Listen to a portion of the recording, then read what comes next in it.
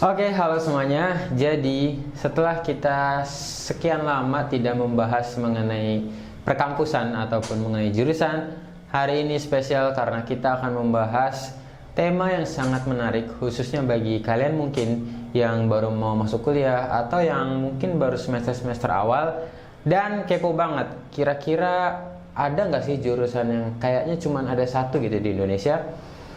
Kepo? Ayo langsung aja kita bahas videonya sampai habis.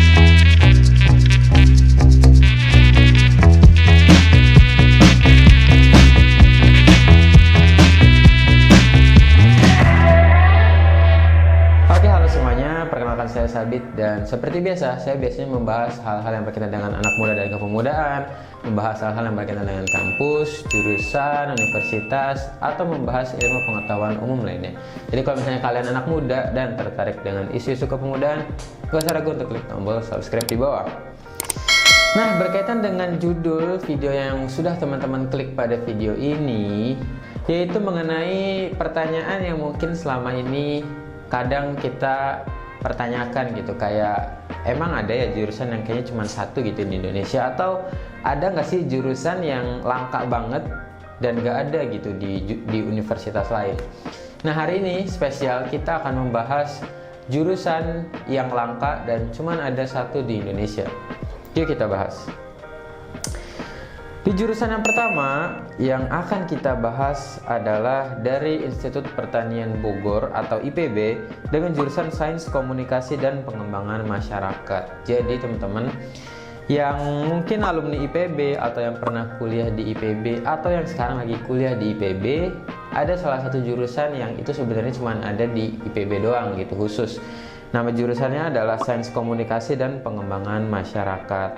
Dan teman-teman mungkin yang dekat sama Bogor atau yang sudah pernah ke Bogor, IPB itu kayak ikonnya kota Bogor gitu. Dan kayaknya IPB juga bukan cuman menyediakan jurusan yang berkaitan dengan pertanian doang gitu. Ada juga jurusan-jurusan lain kayak kekeluargaan, jurusan ekonomi manajemen bahkan dan lain sebagainya.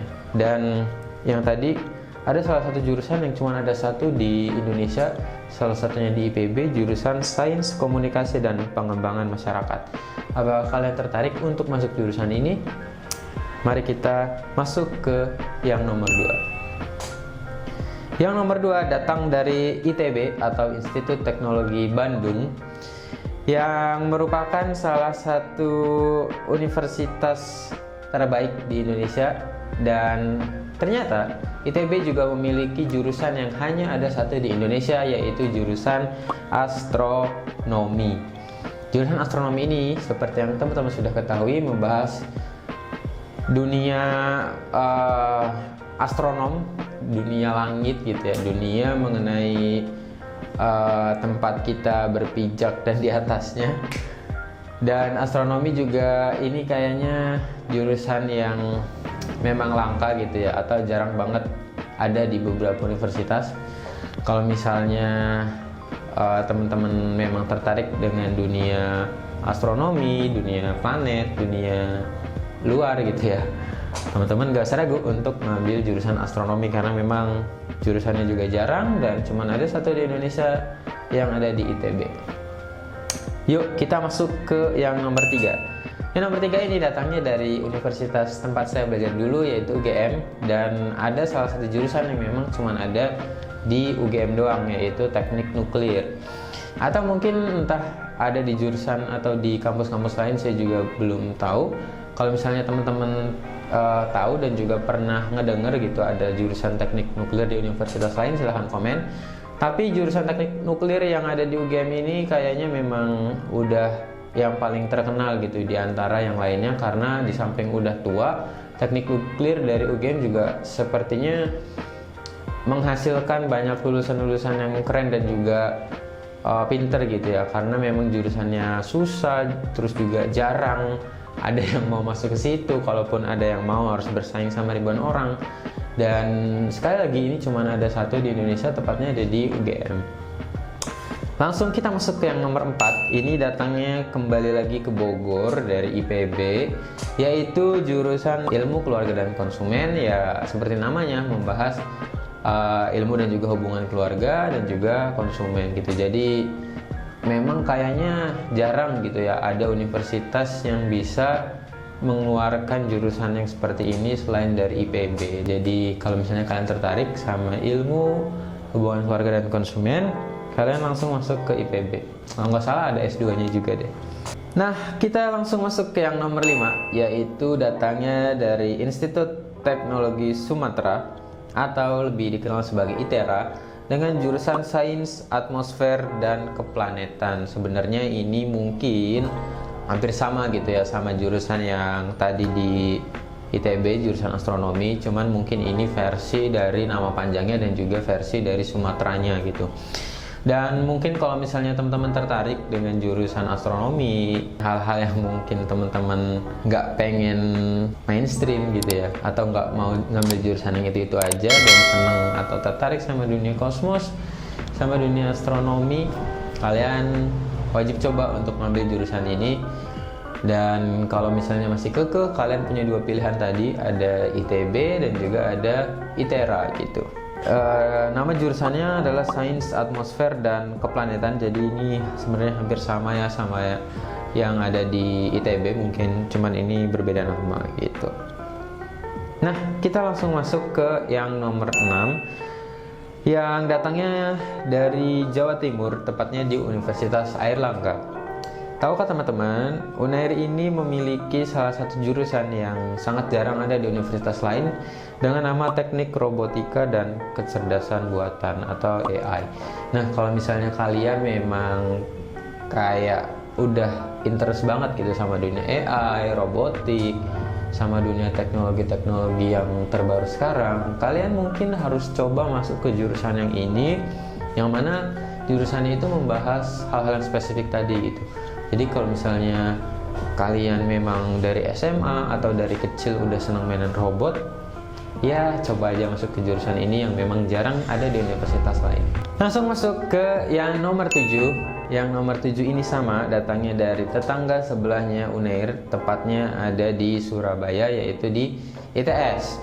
Institut Teknologi 10 November ini ternyata punya salah satu jurusan yang jarang banget ada di universitas lain, yaitu dengan nama Teknik Transportasi Laut. Jadi sesuai namanya, mungkin jurusan ini akan mempelajari mengenai kelautan dan juga transportasi di atas laut gitu ya, seperti barang atau pengantaran barang dan lain sebagainya.